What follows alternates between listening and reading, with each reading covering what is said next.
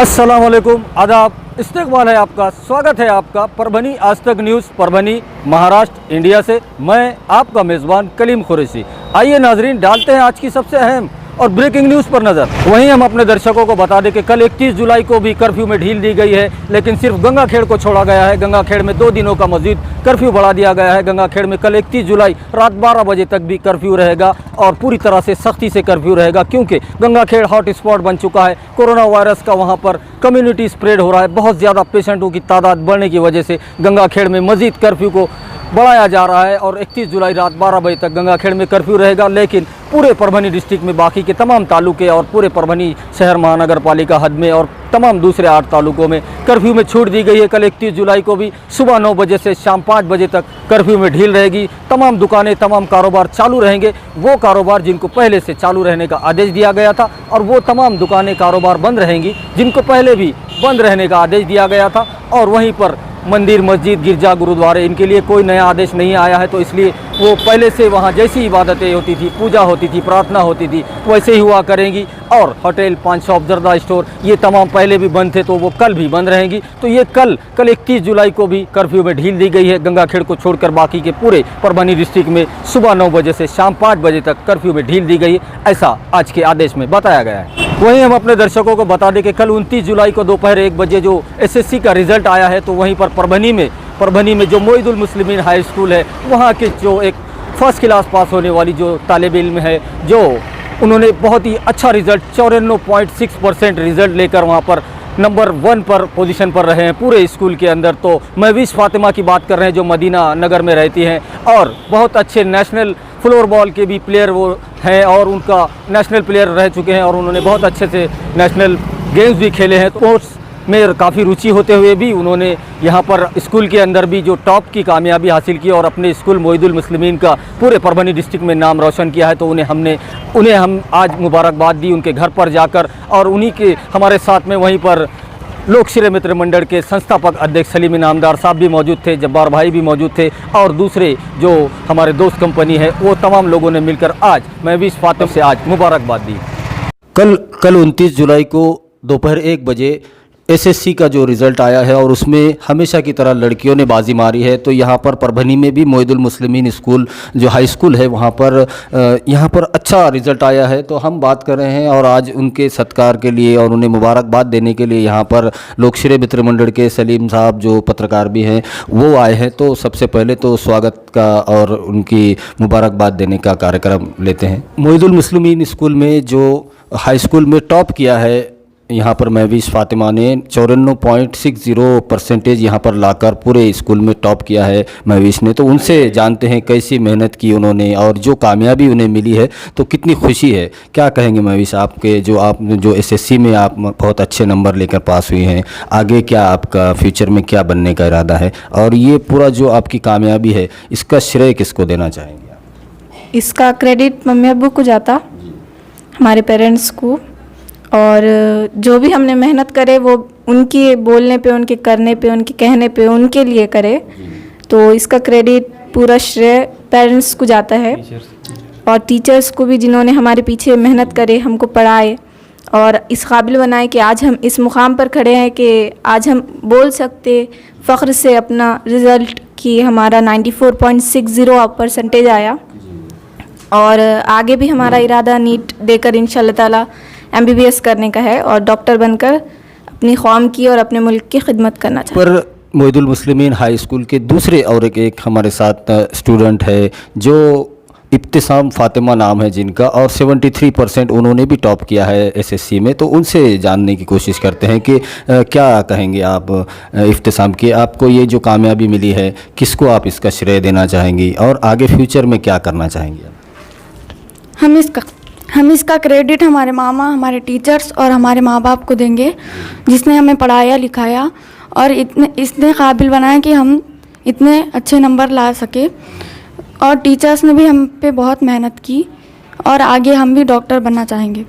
वहीं जो SSC board में टॉप किए हैं, ऐसे स्टूडेंट, ऐसे बच्चे बच्चियां, उनके घरों पर जाकर लोकश्री मित्र मंडल के संस्थापक अध्यक्ष सलीम इनामदार साहब हमारे साथ में है, जो कौम मिल्लत को एक भरोसा, एक हौसला दिला रहे हैं कि जो कामयाबी उन्होंने ली है वो वाकई काबिल तारीफ़ है और आने वाले दिनों में फ्यूचर में कौम को और पूरे देश को इसका फ़ायदा होगा। तो हम बात करते हैं सलीम इनामदार साहब से, जो लोकश्री मित्र मंडल के संस्थापक अध्यक्ष है। सलीम भाई, क्या कहेंगे आप जो कामयाब बच्चे हैं जिन्होंने टॉप किया है 10वीं 12वीं में, तो उनके घरों पर जाकर आप उनका सत्कार, उनकी गुलपोशी कर रहे हैं, तो कैसा महसूस कर रहे हैं आप और क्या आप आगे क्या कहना चाहेंगे इसके? मैं ये कहना चाहूँगा कि परभनी शहर का नाम हमारे कौम के लड़कियाँ, जैसा कि आज 95% मार्क, 73% मार्क मुस्लिम महिला बच्चियाँ ले रहे, इससे हमें बहुत खुशी हो रही कि उनके हिम्मत अफजाई करना चाहिए, ताकि इस बच्ची की ख्वाहिश है MBBS बने, डॉक्टर की पदवी ले, तो उसके लिए हमारे सामाजिक क्षेत्र की वजह से लोकश्री मित्र मंडल की और से जो भी हमारे से जहाँ भी बच्चों को कठिनाई का सामना करना पड़ेगा या जो अड़चन आएंगी, हम तत्पर उनको सहयोग सहकार्य करेंगे। रहा बात, इसके पहले भी हमारे परभनी जिले के विवेक मुकुंद विकटीकर बच्चा IAS ऑफिसर बोल के मंत्रालय में रुजू होगा, उसका भी हमने इस्तेकबाल करे। ऐसा नहीं है कि सिर्फ मुस्लिम का करते हैं, इधर हर कौम का भी, इधर समाज का भी करते हैं, लेकिन कुछ ना कुछ समाज में कुछ उससे हमारे लोकश्री मित्र मंडल की ओर से जाए। और ये हमारे इस पूरे ऑर्गेनाइजेशन को चलाने के लिए हमारे साथ जो जुड़े वाले हैं, आतिफ काजी, अब्दुल जब्बार साहब, इनके सहयोग से ही ये पूरा नियोजन होते रहता है, ताकि समाज में एक मैसेज जाए और आने वाले पीढ़ी को एक अच्छा मैसेज मिलके पढ़ाई की तरफ रुजू हो। और मैं मुबारकबाद देता हूँ उस टीचर्स को, मुख्याध्यापक को, उनके माता पिता जी को, और उनको जो भी माहौल मिला, ऐसा माहौल हम ये चाहते कि हर महिला बच्चियों में माहौल हो और आने वाले पीरियड में ऐसे SSC बोर्ड में कामयाबी हासिल करे। वहीं पर महवीश फातिमा, जो मोइदुल मुस्लिमीन के टॉप के स्टूडेंट है, 94% लाया है उन्होंने SSC बोर्ड में, तो उनके वालिद साहब हमारे साथ में हैं, तो उनसे जानने की कोशिश करते हैं कि उनकी कितनी मेहनतें हुई हैं उनकी बच्ची के पढ़ाई में, और वो खुद टीचर हैं, तो कैसे टाइम निकाला आपने सर, और ये जो बच्ची ने कामयाबी हासिल की है तो उसमें कितना आपका योगदान रहा? हाँ, हमारा योगदान तो बहुत रहा। जैसा वक्त पर जो है तो गाइडेंस की गई, उसकी बच्ची को जो है तो हिदायत दी गई, और जैसा कि हम दूसरे भी बच्चे जो है हमारे स्कूल के उनको जैसे हिदायत देते उस तरह से हिदायत दी गई, और बच्ची ने भी जो है तो उस पर जो है तो अमल किया, और पूरी जो है तो अपनी मेहनत से जो है तो बच्ची जो है तो पढ़ती गई, लगन से पढ़ती गई, और कामयाबी उन्हें जो है तो आखिरकार हासिल हो गई। और मैं जो है तो ये कामयाबी का श्रेय जो है तो इनके स्कूल के जो असातिज़ा है जिन्होंने उन्हें तालीम दी मोइदुल मुस्लिमीन के, उन तमाम को देता हूँ, और वहाँ के मैनेजमेंट को भी देता हूँ, और जो है तो बच्ची को भी देता हूँ, जिसने बच्ची ने बहुत मेहनत करके आगे मुस्तकबिल जो है तो अच्छा इंशाल्लाह अच्छा होगा बच्ची का, और वो जाकर जो तो MBBS करना चाहती है। हमारी भी नई ख्वाहिशात है उसके साथ कि वो MBBS करे और आगे चल के हमारे कौम की खिदमत करे। सर, जैसे आपकी बच्ची ने टॉप किया है यहाँ पर अल्हम्दुलिल्लाह, तो आप दूसरे जो अभी 8th क्लास में है, 9th में है, उन पेरेंट्स के लिए और उन बच्चों के लिए क्या मैसेज देना चाहेंगे कि वो भी आगे महवीश से भी अच्छी कामयाबी वो ले सके और फ्यूचर में कौम मिल्लत की खिदमत कर सके, उनके लिए क्या मैसेज देना चाहिए? हाँ, मैं उनके लिए यही मैसेज दूंगा कि वो भी जो है तो आगे बढ़े और कामयाबी हासिल करे, क्योंकि कोशिश करने वालों की कभी हार नहीं होती, और हर कोशिश करते हुए रहा तो कामयाबी इंशाल्लाह ज़रूर मिलेगी। मैं तमाम जो है तो बच्चे हैं 9th के जो है आगे मुस्तकबिल में, उनसे यही कहूँगा कि वो कोशिश करे और अच्छी मेहनत करे, और जो है तो अपने कौम का नाम जो है तो आगे बढ़ाए। तो इसी पर बात करने के लिए जो आज SSC बोर्ड का जो रिज़ल्ट आया है और आज जो बच्चों को जो मुबारकबाद दी जा रही है, तो अब्दुल्ला अंसारी सर हैं, जिनकी भांजियां हैं, दोनों भी लड़कियां जिनसे हमने अभी बात की, महवीश फातिमा और दूसरे जो बच्ची है वो, तो इनके पीछे मामा खुद भी टीचर है पाडेला प्राइमरी स्कूल में, तो उन्होंने कैसी मेहनतें की, क्या गाइडेंस किया, क्या कहेंगे सर आप? अस्सलाम वालेकुम जी। कलीम साहब, बहुत खुशी होती है कि जब बच्चे अपने घर के बच्चे अल्हम्दुलिल्लाह इतनी कामयाबी के मंजिलों तक पहुंच जाते हैं, तो इसके पीछे बेशक हमारी तो ज़्यादा नहीं होती, लेकिन वो बच्चों की, वो टीचर्स की बहुत मेहनत होती है। हम भी अल्हम्दुलिल्लाह एक टीचर है, इस नाते से हम समझ सकते हैं कि बच्ची की, उनके पेरेंट्स की, उनके टीचर्स की उसके पीछे कितनी लगन, मेहनत और कोशिश होती है, तब जाकर बच्चे इस मुकाम पर पहुँचते हैं। और आने वाले मुस्तकबिल में भी अल्हम्दुलिल्लाह बच्ची की ख्वाहिश है कि वो MBBS करेगी। जब उसका अज़्म, उसका इरादा पक्का है तो कोई ताकत नहीं रोक सकती बच्ची को कामयाबी तक पहुंचने के लिए। और जो बच्चे हमारे कौम के हैं जो आगे इंशाल्लाह 10वीं पास करेंगे या 12th में जाके नीट का एग्ज़ाम देंगे आगे, उनके लिए भी मैं कहना चाहूँगा कि आप रात दिन एक कर दीजिए। वक्त को जो सही इस्तेमाल करेगा वही कामयाबी तक जाएगा, क्योंकि वक्त तो कैसे भी गुजर जाएगा, पढ़ाई में भी गुजर जाएगा, नहीं पढ़ के भी गुजर जाएगा। इसलिए वक्त का सही इस्तेमाल करना चाहेंगे। मैं मैसेज देना चाहूँगा कि आने वाले जो मुस्तकबिल के हमारे बच्चे हैं वक्त का सही इस्तेमाल करें, अपने वालिदैन की इज़्ज़त करें, टीचर के कही हुई बातों पर अमल करें। इंशाअल्लाह अल्लाह की ज़ात से उम्मीद है कि कामयाबी आपके कदम चूमेगी। और जो बच्चे हौसलामंद है, और जैसा हमारी भांजी भी महविश फ़ातिमा है जिन्होंने 94% 60, और इब्तिसाम फ़ातिमा जो मेरी दूसरी भांजी है 73% लाई है, तो उनकी मेहनत भी मैं देख चुका हूँ। और मुझसे जो कुछ थोड़ी बहुत मेहनत हुई उनके पीछे मैं था, लेकिन ज़्यादातर उनके वालिदैन और टीचर्स को उसका क्रेडिट दूंगा। और बच्चों के लिए एक मैं शेर कहना चाहूँगा कि मुश्किलों से भाग जाना आसान होता है, हर मोड़ पर ज़िंदगी का इम्तिहान होता है, और खामोश रहने वालों को कुछ नहीं मिलता जहाँ में, और कोशिश करने वालों के कदमों में जहान होता है। आइए नाजरीन, डालते हैं आज की तीसरी सबसे अहम खबर पर नज़र। तीसरी जो अहम खबर है वो नांदेड़ से आई है, नांदेड़ सिविल हॉस्पिटल से आई है और कोविड-19 को लेकर आई है।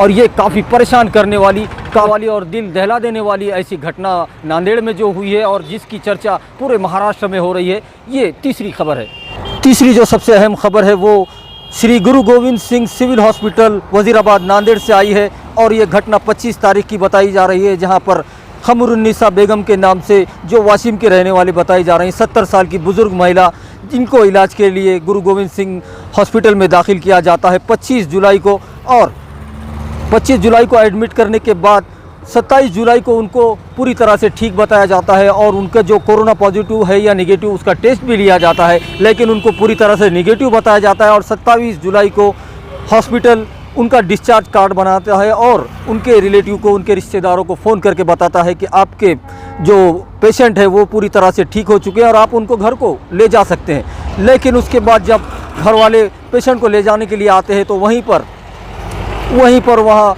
नांदेड़ के जो मेडिकल ऑफिसर है पवार, जिनका नाम बताया जा रहा है, तो पवार साहब ने उन्हें रोक दिया जाने से और उन्हें वापस एडमिट कर दिया। और वो भी कोविड-19 जो पॉजिटिव पेशेंट है उनके वार्ड में उनको एडमिट किया गया, जबकि उनकी रिपोर्ट्स निगेटिव आई थी। उनको क्वारंटाइन में ना रखते हुए उनको वापस कोविड पॉजिटिव वार्ड में रखा गया, जिसके चलते वो काफ़ी ज़्यादा उनकी तबीयत ख़राब हो चुकी वहाँ पर। और उनको जो बीमारी बताई जा रही है, अस्थमा के पेशेंट थे, बीपी था उनको और शुगर भी था, लेकिन वो इलाज लेने के बाद पूरी तरह से ठीक हो चुकी थी और वो अपने घर को भी जाने वाली थी। एम्बुलेंस आ चुकी थी, लेकिन वापस पवार साहब के कहने पर उन्हें कोविड हॉस्पिटल में कोविड पॉजिटिव वार्ड में दाखिल किया गया। और 28 तारीख को इनके ये खमरुन्निसा जो पेशेंट थी उनके जो जमाई है, उन्होंने, जिनका नाम शेख उस्मान बताया जा रहा है, शेख उस्मान ने कलेक्टर साहब से गुहार लगाई कि जब हमारी सास पूरी तरह से ठीक हो चुकी है, उनका डिस्चार्ज कार्ड भी बन चुका है, तो फिर उन्हें वापस क्यों एडमिट किया गया और उन्हें फिर कोविड वार्ड में क्यों एडमिट किया गया, जहां पर पॉजिटिव पेशेंट रखे गए हैं, जबकि उनकी रिपोर्ट निगेटिव आई थी। ये काफ़ी महत्वपूर्ण सवाल यहाँ पर है कि जब निगेटिव पेशेंट की रिपोर्ट आई थी तो उनको कंटेनमेंट जोन में रखना चाहिए था, उन्हें दूसरे वार्ड में रखना चाहिए था, जबकि उनको कोविड में रखा गया, कोविड पॉजिटिव वार्ड में रखा गया। और उसके चलते 29 जुलाई को उनकी मौत हो गई। और ये घटना काफ़ी तूल पकड़ गई, और जब ये घटना मीडिया में आई तो किसी ने इस पर बात नहीं की और इस पर किसी किस्म की कोई कार्रवाई नहीं हुई। लेकिन खमरुन्निसा बेगम जो मरहूम हैं, उनके रिश्तेदारों ने, उनके परिवार के लोगों ने वज़ीराबाद पुलिस स्टेशन में FIR दर्ज की और कड़ी से कड़ी कार्रवाई करने की मांग यहाँ पर की गई और डॉक्टरों के खिलाफ, हॉस्पिटल के खिलाफ हत्या का मुकदमा दर्ज करने की बात की जा रही है। मैं शेख उस्मान शेख सुल्तान हिंगोली आजम कॉलोनी से आया हूँ। हमारे साथ बातम से लेके आया हूँ हमारे पेशेंट को। हमारे साथ है नांदेड़ में हमने इलाज के लिए उनको लाया, तो उनको दम्मा, BP, शुगर, तो यहाँ के प्राइवेट दवाखाने में बताया हमने, तो उन्होंने बोले भाई तुम कोरोना की टेस्ट कराओ। तो हमको कोरोना से डर नहीं लग रहा, हमने बिंदास गए सिविल में, हमारे साथ को सिविल में एडमिट करे। वो डॉक्टर साहब ने बोले भाई इसका त्याग देंगे, आप तुमको रिपोर्ट बोलेंगे, तो त्याग 25 तारीख को एडमिट करे। 27 तारीख को रिपोर्ट आई, हमको 10:30-11 के दरमियान फ़ोन आया कि आपका निगेटिव आया, आपका पेशेंट आप ले आ सकते। तो हमने वहाँ से एम्बुलेंस वगैरह पूरी बंदोबस्त करे, सर ने हमारा डिस्चार्ज कार्ड वगैरह बना के रखे, ये डिस्चार्ज कार्ड है मेरे पास। और उसके बाद उन्होंने बोलते कि एक पवार डॉक्टर बोल के है, तो उन्हें आया, उन्हें बोलता ये पेशेंट को छोड़ने का नहीं। बोला सर क्यों छोड़ने का नहीं बोले हम सिविल से ये प्राइवेट से अच्छा हम इलाज करेंगे। और ये खाली बोल बचन में मेरे को ले लिए उन्होंने, तो वहाँ तो इलाज भी करे नहीं। फिर हमारे मुमानी को पूछा कि भाई हमारे सास को कि भाई यहाँ क्या तकलीफ है। और बेटा बोले मेरे को यहाँ पानी नहीं, खाना नहीं, कुछ नहीं। तुमने जब डिस्चार्ज कर दिए तो मेरे को बोले बाहर वहाँ ला के बिठा दिए, बोले एम्बुलेंस सारी करके। तो बाद में दूसरा डॉक्टर आया कि इनको अंदर लेके जाओ, बोले इतना इनका हलगर्जी पना होगा। और उसको पूछे भाई क्या है, तो हमको ऊपर का आदेश है। और भाई तेरा आदेश है तो उसकी कॉपी बताना हमको। हम गवर्नमेंट को बोलते ना कि भाई हम यहाँ ट्रीटमेंट के लिए आ रहे, आपका आदेश के पालन हम करेंगे। तो उन्होंने बोले हम दे नहीं सकते, बोले ये गुप्त में रखना पड़ता। बोले मतलब ठीक है, आप ट्रीटमेंट हमारे साथ का अच्छा करो। फिर हम दूसरे दिन चले गए CS के पास, तो CS को पूछे तो उन्होंने बोले हम मीटिंग में गए, बोले दूसरे बात में एडिशनल CS के पास गए। तो उन्हें बोला तुम यहाँ आए कैसा, यहाँ आए तो बोले चल जाओ, बोले वहाँ जो डॉक्टर है उनको पूछो। फिर एक डॉक्टर पवार हाउस में मिले, बोला सर हमारे सास की तबीयत कैसी, हमको पूछने का था। तो उन्होंने बोले अभी वो लैब वाले का प्रॉब्लम है, बोले हम बोल नहीं सकते, बोले कब रिपोर्ट आएंगी। अरे भाई बोल नहीं सकते तो ड्यूटी कैसा कर रहा, तो जब कुछ मालूम नहीं है तो फिर हमारे पेशेंट को मारता है कि क्या। तो मैंने उसको बोला नहीं तुम्हारा पेशेंट अच्छा है, बोले ऑक्सीजन पे, बोले बढ़िया है, बोले ऐसा वैसा। बाद में हमारे सास का फ़ोन आया, बेटा बोले मेरे को आप जल्दी से जल्दी निकाल दे, बोले यहाँ से आप। तो मैं अभी वहाँ अंदर तो जा नहीं सकते, हमको तो रुकावट है पूरी।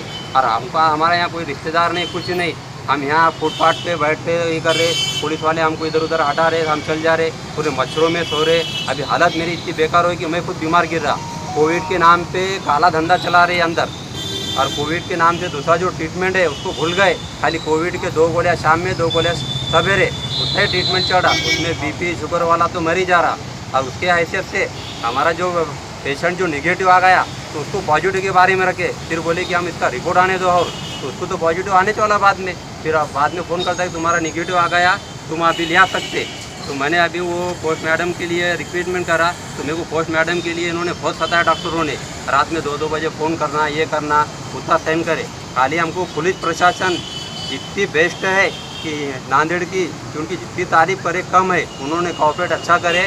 और अभी हमको पूरा पोस्टमार्टम करके अभी लाश हमारे हाथ में दिए। अभी मैं वजीराबाद पुलिस स्टेशन में आया, PI से बात करा।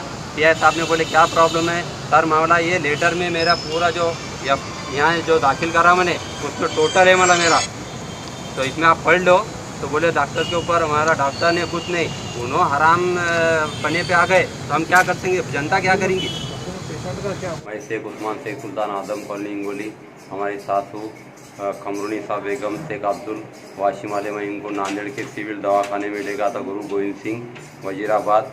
हे डॉक्टरों का ढिसाळ कारभारामुळे आमच्या महिलेचा मृत्यू, कोरोनाच्या दहशत कायम राहण्यासाठी डॉक्टर यांनी इलाज चुकीचे केले आहे। या हलगर्जीपणामुळे मृत्यू झाला आहे।